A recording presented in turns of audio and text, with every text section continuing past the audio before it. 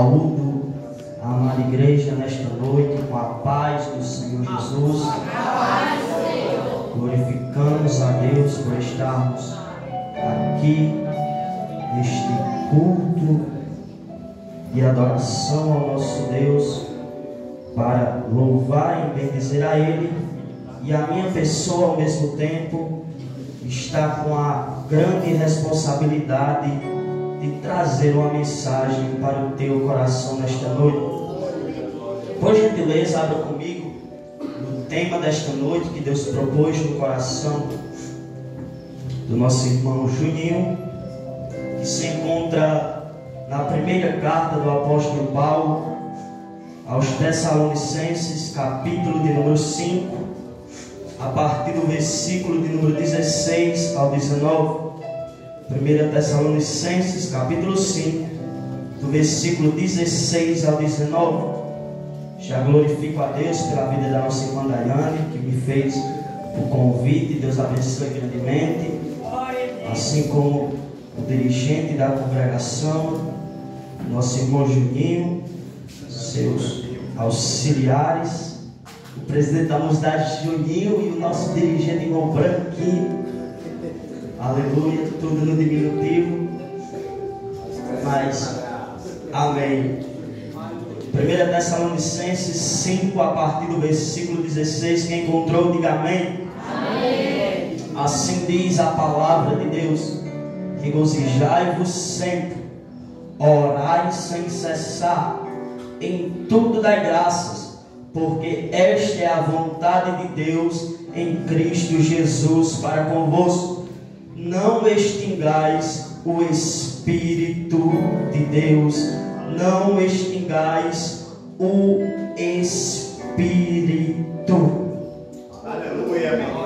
Quando estava meditando nesta passagem, quando o apóstolo Paulo estava instruindo a igreja que estava em Tessalônica, o apóstolo Paulo dá a pensar uma imagem do Espírito Santo: não extingais, ou da mesma forma, em outra palavra, não apagueis o Espírito de Deus. E eu, com a minha mente limitada de apenas um jovem pregador, eu estava meditando: não apagueis. E quando nós pensamos em apagar, nós pensamos logo que em luz. Então, de uma certa forma, está demonstrando o Espírito Santo como luz à igreja de Tessalônica. Mas a luz, quando nós vamos pensar, a luz só começa a se destacar quando ela está em meio a locais de trevas. A luz só tem o seu propósito maior quando está em local que não tem a luz, em local que está em escuridão. Então o apóstolo Paulo estava falando à igreja de Tessalônica: o Espírito para vocês, como são novos na fé, como estão iniciando a caminhada, vão servir para vocês como luz, para não bater nos obstáculos que vinham pela frente. Por quê? Porque o apóstolo Paulo, no capítulo de número 16 de Atos dos Apóstolos, estava lá meditando, e de repente veio uma visão de um homem, de um varão macedônico, dizendo: Paulo passa a Macedônia. E quando o apóstolo Paulo ouve a voz do Espírito Santo através de visão, ele vai para a região de Filipos, que era da região da Macedônia.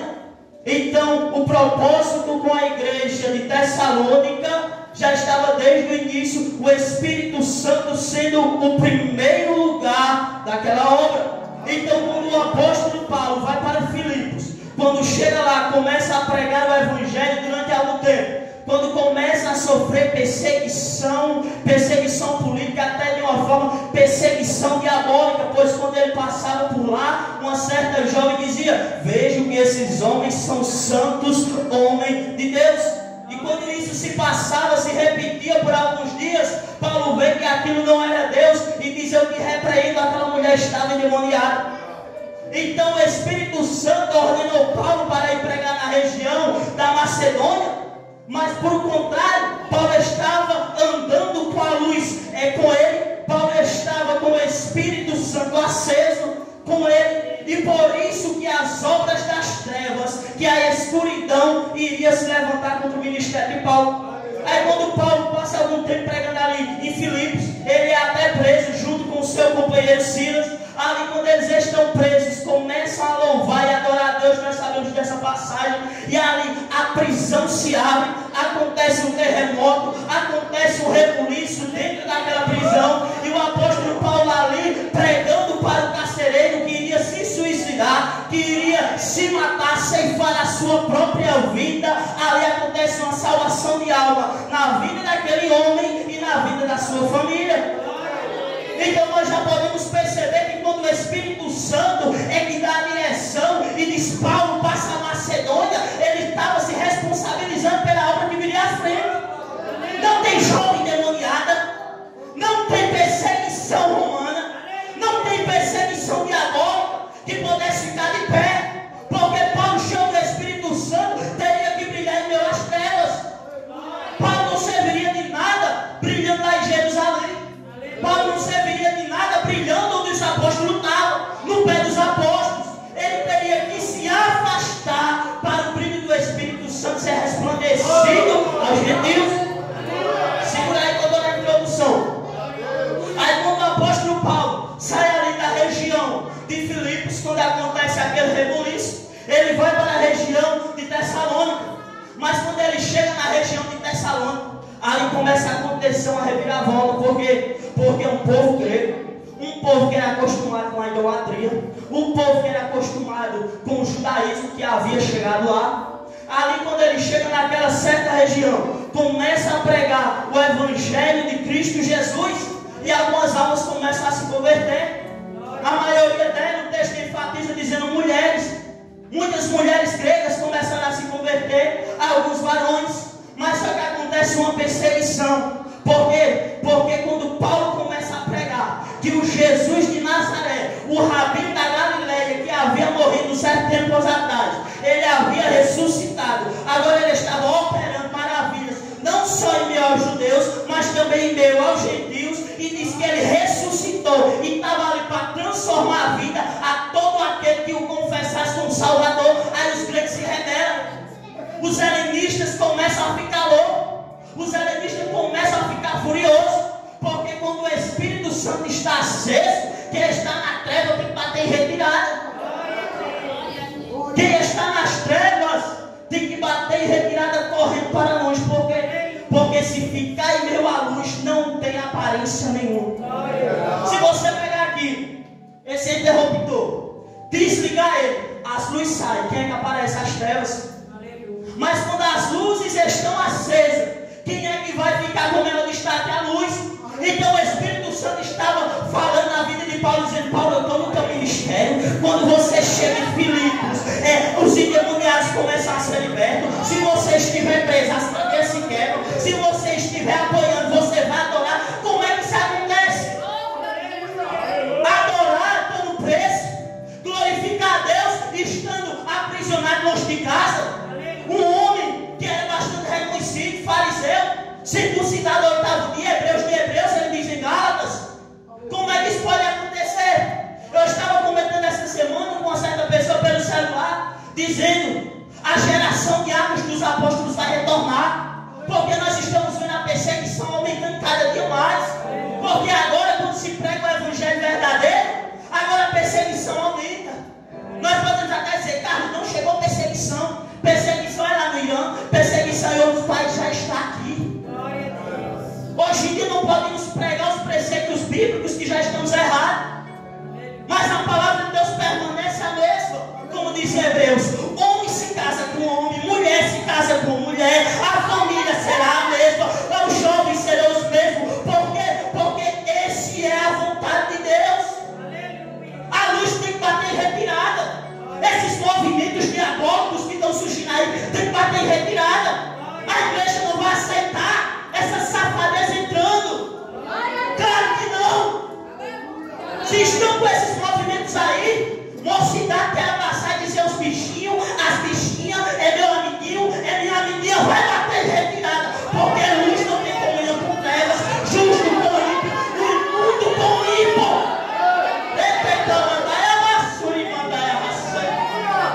A palavra é a mesma.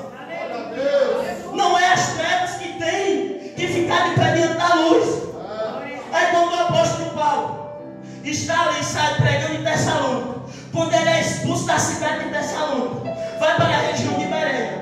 Ali chega, sabe quem? Chega Timóteo e diz: ei Paulo, você pregou durante um mês lá.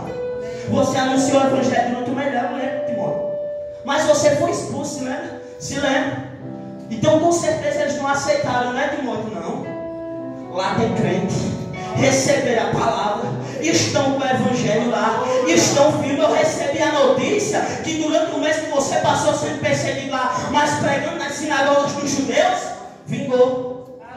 Porque quando o Espírito está em primeiro lugar, aleluia, em meio à perseguição, a obra de Deus vai vingar. Em meio à perseguição, o projeto de Deus vai permanecer o mesmo. Em meio à perseguição, a palavra de Deus permanece de pé.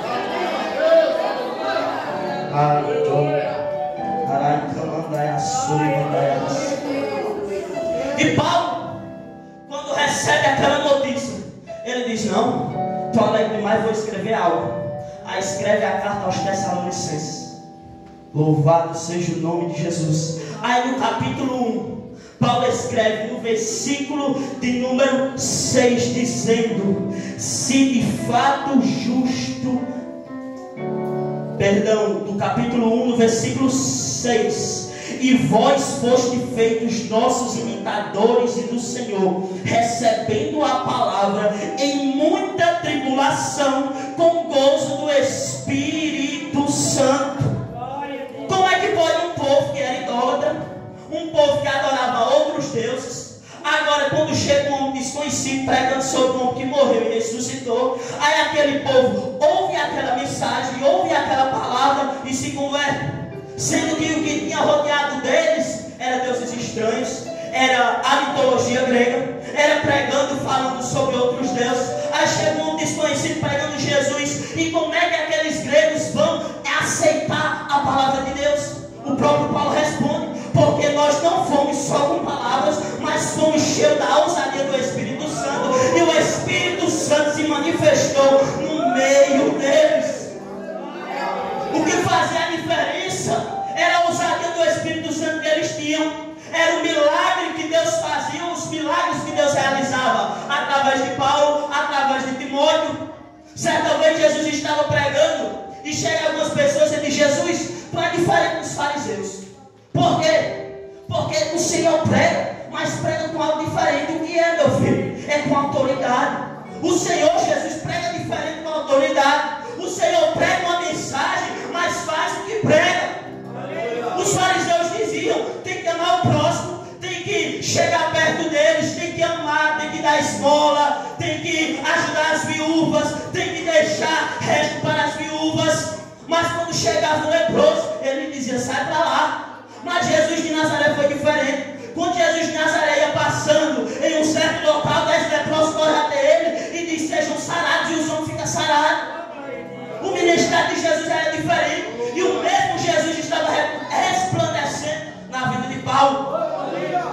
Aí quando Paulo prega, quando Paulo anuncia no capítulo 1, dizendo que estava alegre por eles terem aceito a palavra em meio à tribulação, no capítulo 2, no capítulo de número 2, no versículo de número 4, ele diz: mas como fomos aprovados de Deus para que o Evangelho nos fosse confiado, assim falamos, não como para agradar aos homens, mas a Deus prova o nosso coração. Paulo estava dizendo: vocês não aceitaram a Cristo, vocês não se converteram somente porque eu fui com palavrinhas mansinhas, somente porque eu fui com palavras extremamente agradáveis, mas eu fui confrontando a idolatria que estava lá. Eu fui com a palavra verdadeira, porque não foi para agradar homem, não foi para agradar pessoa alguma. Eu fui com o evangelho verdadeiro.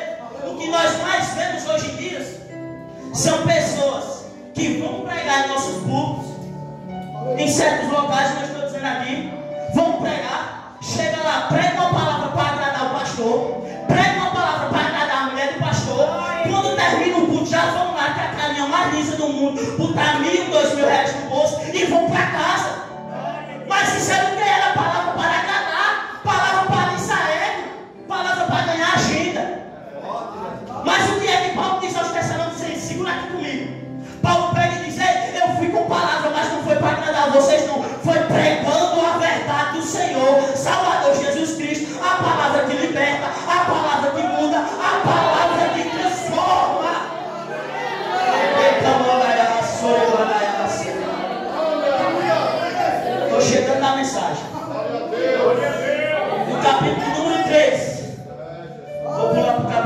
3. Paulo envia Timóteo. Paulo envia Timóteo para a igreja de Tessalônica, para lhe exortar e consolar eles acerca da fé. Paulo estava se preocupando com a obra de Deus, estava enviando o jovem obreiro Timóteo para não somente dizer: ei, fiquem com seus deuses estranhos, fiquem do jeito que vocês confessaram, fiquem com a cultura helenista, não. Paulo chega lá e envia Timóteo para exortar a eles viverem na fé verdadeira. Capítulo 3, capítulo número 4. O apóstolo Paulo vai pregar acerca da ressurreição dos mortos e acerca da vida de Cristo. Lá na região de Tessalônica, como eles eram gregos, estavam acostumados com a mitologia grega, eles pegam, estavam tristes porque alguns parentes haviam morrido e disse: acabou tudo aqui. Por quê? Porque a mitologia grega dizia que quando alguém morresse, iria para lá ficar com um deus estranho deles lá, chamado Hades, ia passar algum tempo bom com Hades lá e depois ia ir para um sofrimento pior. Aí a gente estava dizendo: não, eu aceitei o Jesus que Paulo prega, mas meu pai morreu e agora está lá sofrendo com Hades. Aí o apóstolo Paulo fica sabendo dessa notícia. Aí ele pega e escreve para eles, capítulo de número 4, versículo número 16, que o nosso irmão Josimar citou: porque o mesmo Senhor descerá do céu com alarido, com voz de arcanjo e com trombeta de Deus, e os que morreram em Cristo ressuscitarão primeiro. Depois nós, os que ficarmos vivos, seremos arrebatados juntamente com eles nas nuvens, a encontrar o Senhor nos ares, e assim estaremos sempre com o Senhor. Portanto, consolai-vos uns aos outros com estas palavras. Paulo estava esclarecendo a ele, dizendo: ei, vocês não fiquem apreensivos porque seu parente morreu e agora ele estará sofrendo com Hades. Eu tenho uma notícia para vocês: vai vir um dia que eles vão ressuscitar, e no teu Jesus que eu estou pregando, eles vão ficar para sempre com eles. E o que acontece de nós, Paulo, que estamos vivos? E nós, olha a convicção de Paulo, nós que estamos vivos, Paulo estava se incluindo, dizendo: ei, eu estou preparado se esse Jesus voltar hoje. Se Jesus voltar hoje, eu estou preparado. E nós que estamos vivos seremos arrebatados juntamente com ele. Arrebatados, do grego rapazes. Louvado seja o nome de Jesus. Seremos arrebatados juntamente com ele, tirado com força de um lugar para o outro. Não vai ser qualquer coisinha, não vai ser um evento comum. Vocês vão ser arrebatados, tirados com força daqui para um lugar melhor. E olha o versículo 18. Louvado seja Deus. Portanto, consolai-vos uns aos outros com estas palavras. Era para ficar com medo?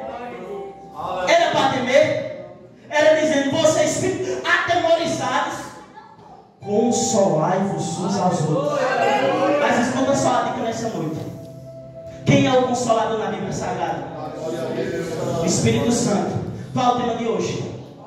Não apagueis o Espírito. E como é que Paulo diz consolai-vos uns aos outros? Estava dizendo: vocês vão fazer um papel que quem tem é o Espírito Santo de Deus. Em outras palavras, estava falando: só pode ficar consolado com a volta de Jesus quem tem o Consolador dentro de si. Só pode ficar alegre quando o irmão prega: quando angelical trombeta neste mundo explodir, só fica alegre quem escuta isso. Quem tem o Consolador? Quem tem o Consolador nesta noite? Quem tem o Consolador nesta noite? Quem tem o Consolador nesta noite? Quem diz: eu não tenho um Consolador, clama a ele, diga: Senhor, quebra o meu orgulho, eu quero descer. Para quê? Para receber. Só fica alegre com a volta de Jesus quem tem o Consolador.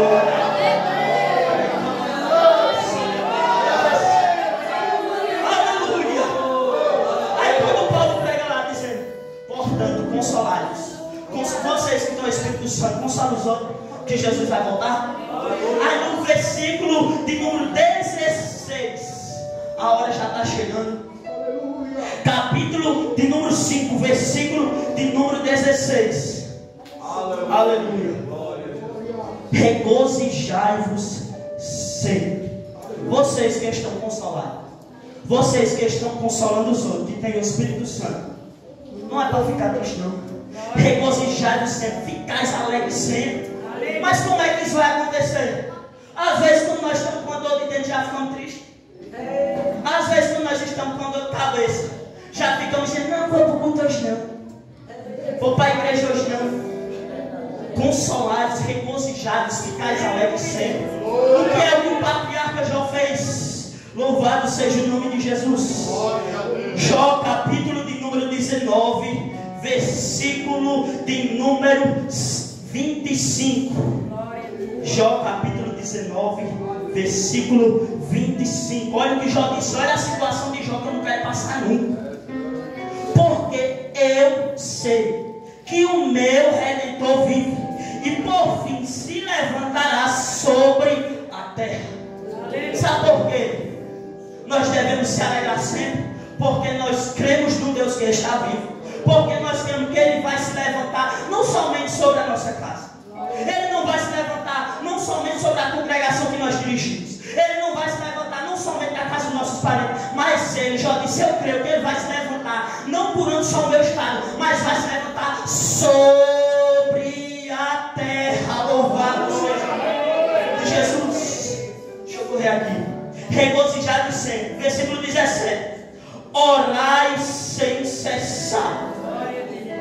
Paulo estava dizendo, ei, vocês que têm um consolador, que consola os outros, ficais alegres sempre. E olha só mais isso aqui. Não fique de perna cruzada, não fique parado, não fique deitado com a rede. Olha o que é que vocês vão fazer. Orar sem cessar. Na hora da humilhação, vai ver agora. 2 Samuel, capítulo de número 12, versículo de número 16. Orar sem cessar na hora da humilhação. Esses versículos foi dado no quarto de guerra, viu? Não foi tirado do Google, não foi no YouTube, não foi pregação copiada. Foi dado no quarto de guerra, capítulo número 12, versículo de número 16. E buscou Davi a Deus pela criança, e jejuou Davi, e entrou, e passou a noite prostrado sobre a terra. Nós costumamos pregar a passagem de Davi quando ele adultera com Betseba. Quando Davi, o profeta Natan, chega lá, diz, Davi, conta a parábola para Davi, diz, Davi, tu pecaste, Davi, Deus vai cobrar sobre ti, a espada não se apartará da tua casa. De certo, essa foi a cobrança de Deus para com Davi. Mas olha só o que é que acontece. A mulher de Davi, Betseba, tem a criança passa em torno de 7 dias viva, ainda meio moribunda. Aí o que é que Davi vai fazer? Davi vai lá, vai para o templo, não troca de roupa, vai do jeito que estava, não queria se importar com nada, se ajoelha lá, com a cara no pó, jejua e ora pela criança. Aleluia. Mas Paulo não disse orar sem cessar. Mas olha o que é que Davi estava dizendo, o que é que Davi estava fazendo, orando no momento da aflição. Orar sem cessar não significa você ficar 24 horas por 48 ajoelhado, não significa você passar o dia todinho ajoelhado, não. Claro que nós devemos ter uma comunhão diária com Deus, isso todo cristão não precisa nem pregar sobre isso, que cada um tem que ter a consciência própria, que todo dia deve ter um devocional com Deus. Mas olha o que é que Paulo estava falando, orar sem cessar é o que? Orar no momento da aflição, orar no momento que tudo está dando errado, orar no momento que o povo diz, olha o reizinho ali, pegou, adulterou, matou, fornicou, está errado, está morto, está acabado. Orar é se prostrar diante de Deus nessa hora, na hora que todo mundo critica. Olha só o versículo 17, versículo 18, em tudo dai graças. Olha só. O versículo de número 4 do capítulo número 1 da primeira carta do apóstolo Paulo aos Coríntios.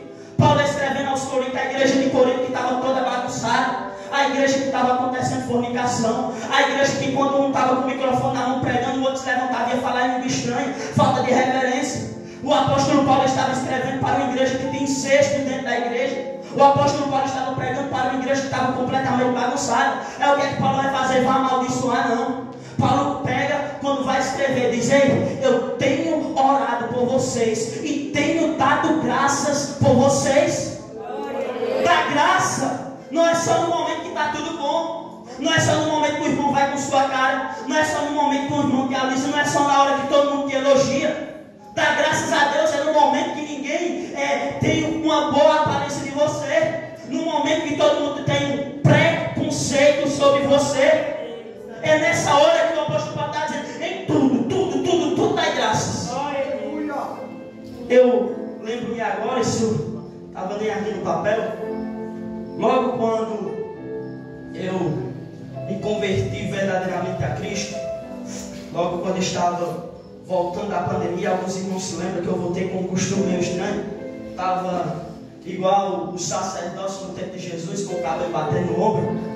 Aí quando eu volto desse jeito, estava em uma certa localidade, aí um irmão que ele gosta de pregar bastante a verdade, eu não critico ele no meio do culto dá uma exortada em mim, que todo mundo olha e diz: mas cara, vai deixar. Ô irmão ignorante, ele não tem sabedoria não.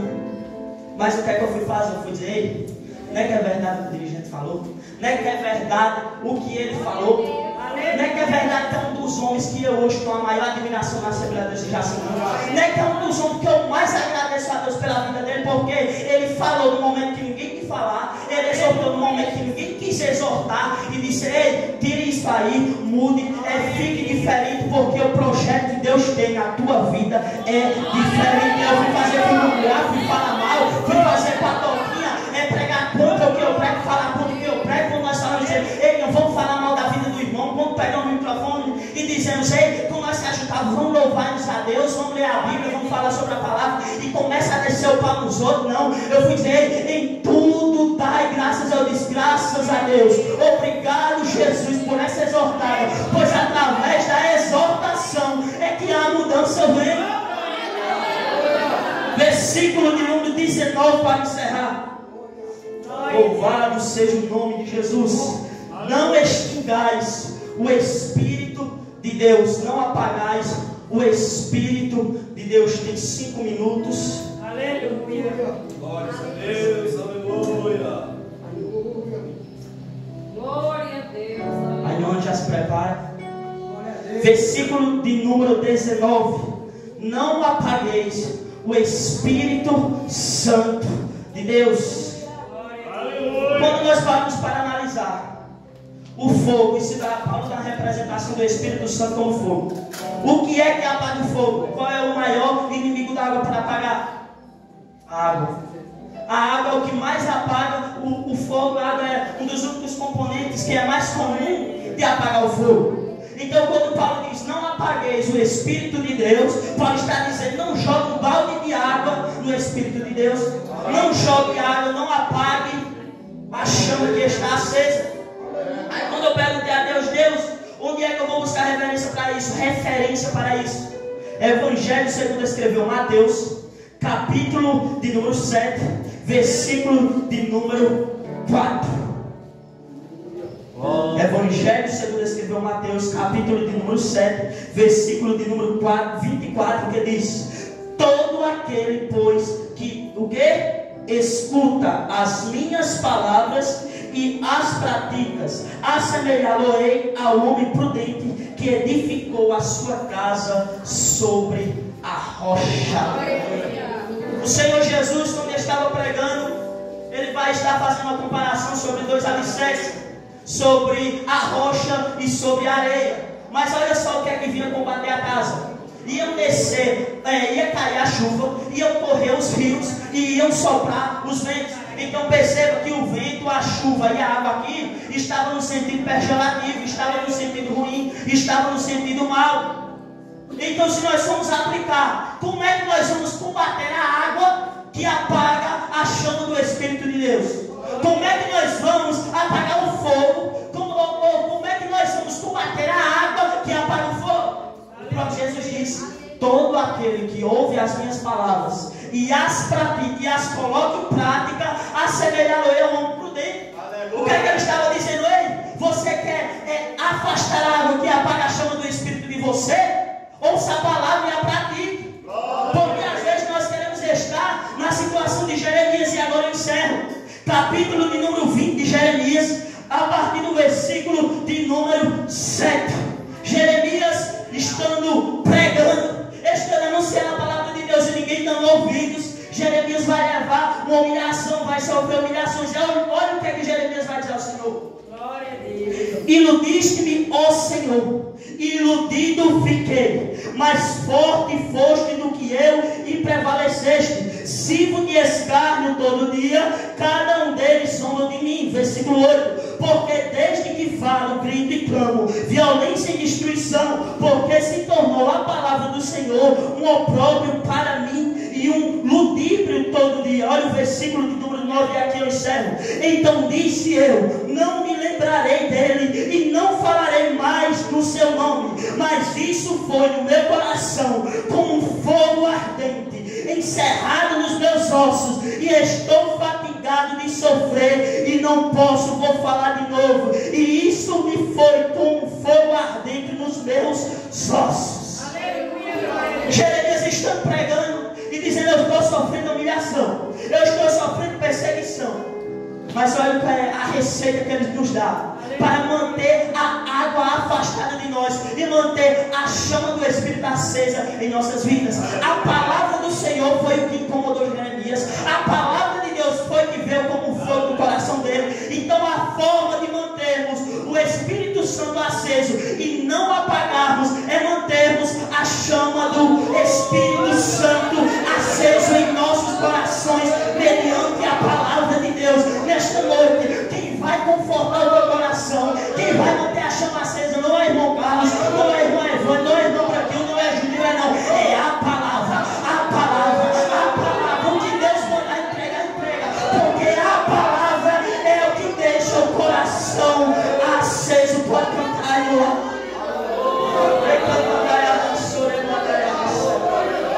Eu não me consagrei esse dia para pregar qualquer coisa. Ele vai bater na tua porta. Ele vai bater na porta do teu coração esta noite. Aleluia. Não feche o olho, se conecta com Deus, pelo amor de Deus. Medite com Deus nesta noite. Deus não fala comigo. Deus não quer saber de mim. Feche o olho.